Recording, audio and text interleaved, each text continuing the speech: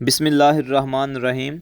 अभी आपके साथ जो है वो एक केस डिस्कस करने लगे हैं जिसमें गाय जो है वो बार बार जो है ज़ोर लगा रही है, लेकिन वो बच्चे को डिलीवर नहीं कर पा रही। कभी जो है वो गाय बैठती है, कभी उठती है, दुम खड़ी करके जो है वो ज़ोर लगाती है। आप देख सकते हैं कि गाय जो है उसके थनों से दूध भी निकल रहा है, कोलोस्ट्रम जिसे आप लोग पहली बोली कहते हैं वो भी निकल रही है। और गाय जो है वो बहुत ज़्यादा कोशिश कर रही है कि वो बच्चे को जो है वो डिलीवर कर दे, लेकिन जो है वो गाय बच्चे को डिलीवर नहीं कर पा रही।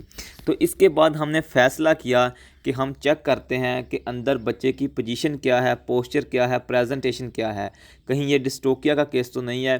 तो इसमें सबसे पहले आपने जो है वो एसओपीज़ का ख़ास ख्याल रखना है। इस काम के लिए आप जो है वो पायोडीन लाजमी यूज़ करें, ताकि आप जो है वो बाहर से कोई भी इन्फेक्शन जो है वो बच्चेदानी के अंदर जो है वो ना लेके जा सकें। जब हमने जो है वो बच्चे की पोजीशन चेक की तो हमने देखा कि जो बच्चे का सर है, माँ के पेट के अंदर जो बच्चा है उसका सर जो है वो मुड़ा हुआ है।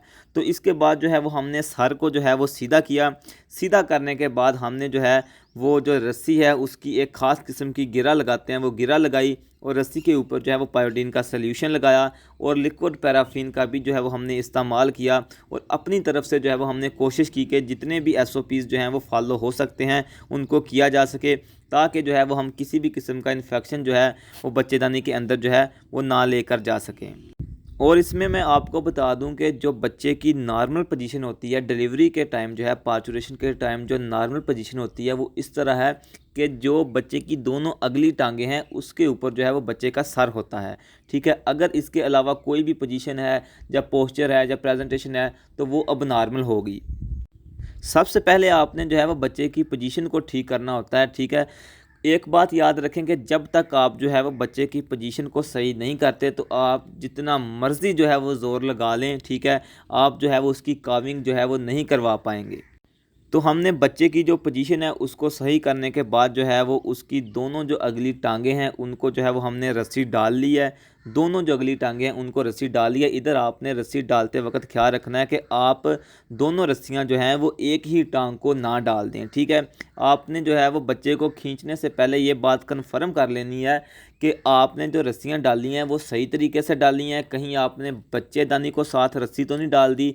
इस तरह अगर गलती से आपने जो है वो बच्चेदानी को रस्सी डालती और आपने फोर्स लगवा ली बाहर से, ठीक है, तो फिर जो है ये भी हो सकता है कि बच्चेदानी जो है वो रप्चर हो जाए। तो यहाँ पर जो है वो हमारे पास लेबर ट्रेन नहीं थी, उनको बार बार बताया जा रहा है कि आपने जो है वो 45 डिग्री यानी कि हवाने की तरफ जो है वो फोर्स लगानी है।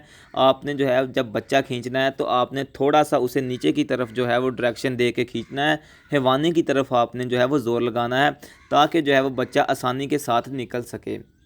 एक और बहुत अहम बात जो आपने अपने जहन में रखनी है कि डिस्टोकिया करते वक्त जो है वो आपने लुब्रिकेशन जो है वो लाजमी देनी है। आप इसके लिए सरसों का तेल भी इस्तेमाल कर सकते हैं, लिक्विड पैराफिन भी इस्तेमाल कर सकते हैं। एक बात याद रखें कि लुब्रिकेंट का जो है वो बहुत ज़्यादा रोल है बच्चा डिलीवर करने में। इसमें आप लोगों ने एक चीज़ नोट करनी है कि जब नॉर्मल जानवर की काविंग होती है, जब नॉर्मल डिलीवरी होती है, तो उसमें जब वाटर बैग जो है वो फटता है तो उसके अंदर जो है वो एक लेसदार मादा होता है। तो बेसिकली वो लेसदार जो मादा है वो कुदरत की तरफ से जो है वो लुब्रिकेंट का जो है वो काम करता है, जिस वजह से जो है वो बच्चे की डिलीवरी जो है वो आसानी से हो जाती है। तो जब आप डिस्टोकिया करें तो आप जो है वो बाहर से जो है वो लुब्रिकेंट का लाजमी इस्तेमाल करें। और अब हम जो है वो फोर्स लगा रहे हैं। ठीक है, बच्चे का मुंह जो है वो इसकी बर्थ के नाल में माँ की में फंस गया है। ठीक है, हम कोशिश कर रहे हैं कि जो वजाइनल फोल्ड हैं उधर से जो है वो बच्चे का मुंह बाहर निकल आए। अगर इधर जो है वो आपको ज़्यादा टाइम लग जाए तो स्टिल बर्थ के भी चांस होते हैं, इसलिए कोशिश करें कि जल्दी से जल्दी जो है वो बच्चे को जो है वो बर्थ केनाल से निकालें। इसके लिए आप लिक्विड पैराफिन का इस्तेमाल करें, जो है वो ज़ोर लगाएं। ठीक है, एक ख़ास डायरेक्शन में हवाने की तरफ जो है वो ज़ोर लगाएं ताकि बच्चा जो है वो बाहर निकल सके। तो जब जैसे ही हमने जो है वो एक्स्ट्रा लुब्रिकेंट दिया, जो है वो अच्छी तरह लुब्रिकेंट किया बच्चे को, ठीक है, तो बच्चा जो है वो थोड़ी सी फोर्स के साथ ही जो है वो बाहर निकल आया। और जैसे ही बच्चे का मुंह जो है वो उसकी बर्थ के नाल से बाहर निकल आया तो हमने उसको जो है वो अच्छी तरह साफ़ किया, ताकि उसका जो रेस्पिरेटरी ट्रैक है वो जो है वो क्लियर हो सके। और माशाल्लाह ये फ़ीमेल काफ़ थी, ठीक है। इसके बाद हमने जो है वो इसको हैंग किया ताकि जो है वो अच्छी तरह इसका जो रेस्पिरेटरी ट्रैक है उसको क्लियर कर सकें, क्योंकि अक्सर ऐसा होता है कि डिलीवरी के दरमियान जो है वो कोई ना कोई फ्लूइड जो है वो जानवर की सांस वाली जो नाली होती है फेफड़ों में चला जाता है, पेट के अंदर चला जाता है। तो आपने जो है वो उसको क्लियर करना है। इसके लिए आपने बच्चे को उल्टा लटकाना है। उल्टा लटकाने के बाद आपने उसकी पसलियों को जो है वो मसलना है। इसके साथ साथ आपने 2 3 4 दफ़ा जो है वो सर पे हाथ मारना है ताकि जो इसके मुंह के अंदर अगर कोई भी म्यूकस हो या कोई भी चीज़ हो वो बाहर निकल आए। इसके बाद आपने बच्चे को जो है वो माँ के आगे रख देना है ताकि जो है वो इसको अच्छी तरह जो है वो चाट सके, और इससे जो है वो सर्कुलेशन, जो ब्लड सर्कुलेशन होती है उसका अमल भी जो है वो तेज़ हो जाता है। जब जो है वो माँ अपने बच्चे को ज़ुबान की मदद से लिक करती है, चाटती है, तो इससे जो ब्लड सर्कुलेशन है वो भी तेज़ हो जाती है। लेकिन इस केस में ऐसा हुआ था कि माँ ने जो है वो बच्चे की तरफ मुड़ के भी नहीं देखा। माँ जो है वो शेड की तरफ भागी, इसलिए हमने बाद में खुद जो है वो बच्चे को अच्छी तरह साफ़ किया। साफ़ करने के बाद जो है वो हमने आधे घंटे बाद जो है वो बच्चे को कोलोस्ट्रम यानी बोली पिलाई। और बोली पिलाना जो है, कोलोस्ट्रम पिलाना, वो बच्चे के लिए बहुत ज़्यादा इंपॉर्टेंट है। कोशिश करें कि आप जो है वो 1 घंटे के अंदर अंदर बच्चे को बोली लाजमी पिलाएं।